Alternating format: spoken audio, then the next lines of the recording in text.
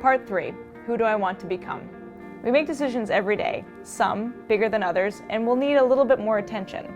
And choosing your career path is definitely one of the bigger decisions that you're going to make in your life, but don't get overwhelmed. It's easy once you break it down. So now, the good news.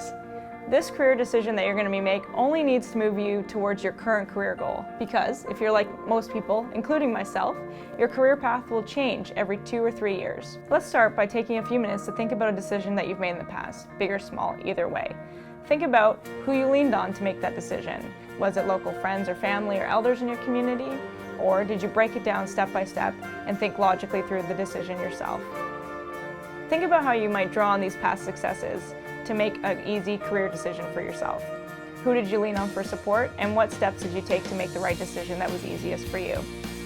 In addition to having support, it is also helpful to follow maybe a step-by-step logical decision-making process. First, you identify the problem, you list the alternatives, and then you decide on an action to take. This definitely represents the logical, rational decision-making process.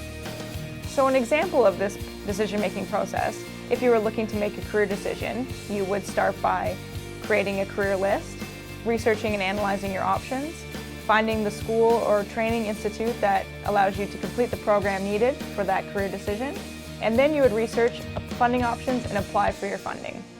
This step-by-step decision-making model and process is definitely a way to get things done, often one that I lean on myself. But I often ignore the emotional side of decision-making, and that's very important to think about as well when making a career decision. So with any decision that you make in life, there might be some unexpected road bumps that come up along the way. And it is how you manage these road bumps and adapt to the situation around you that allows you to feel good about the decision that you've made in retrospect. I thought I would tell you a story about a young student named Owen, so you can see how he used both sides of decision-making to help him prepare for school. Owen worked through the standard decision-making process and picked his career goal as being an electrical engineer. He then researched the schools that had a well-respected electrical engineering programs to offer. More importantly, Owen picked a school that is near his home community. While at first he thought he might want to go away for school, he knew that being close to home was very important to him because he would miss his friends and family too much. Also, Owen has always been passionate about his identity and his culture, so he knew that picking a school with a strong Aboriginal student center would be very important to his success.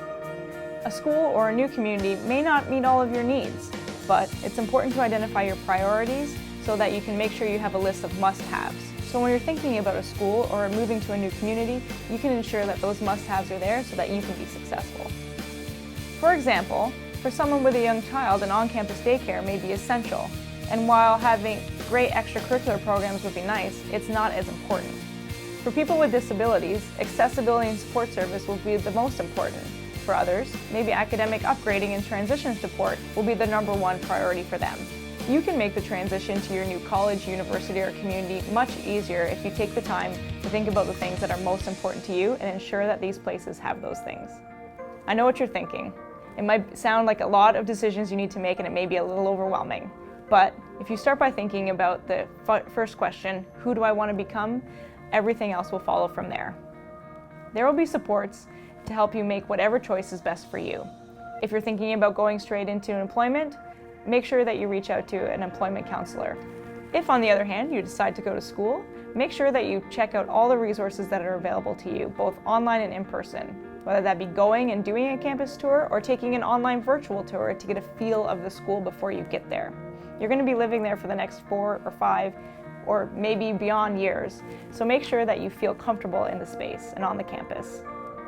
Another way to get a feel for a school is to attend an event on campus. That could be a cultural event run through the Aboriginal Student Center or a varsity basketball game where you go and see the school spirit. This will give you a feel for campus and see if you can fit in there or not. Also meeting with faculty, staff that are going to be working with you during your 4 years is a great way to see if you mesh well with these people so that they can support you through your academic journey and make sure that you feel good about the school that you're attending. If you need information about funding, scholarships, or bursaries that are available to Indigenous students at the institution that you're thinking about going to, reach out to your education officer at your band or to the staff at the Aboriginal Student Center of the school that you're thinking about attending to. They will be able to support you in the right direction. So to summarize, when making a career decision, you have to use both the step-by-step logical decision-making model, but also make sure that you keep a track of your emotional side of the decision-making. This will allow you to make the most holistic and best decision for you. So whether you're going to school or starting a new job, a key question that you need to answer is, what do I need to be successful? The What's Next Guide, available at www.whatsnextguide.ca, has a great must-have checklist that will help you identify what you must have to be successful. It is now time to explore the next question. What is my plan for achieving my goals?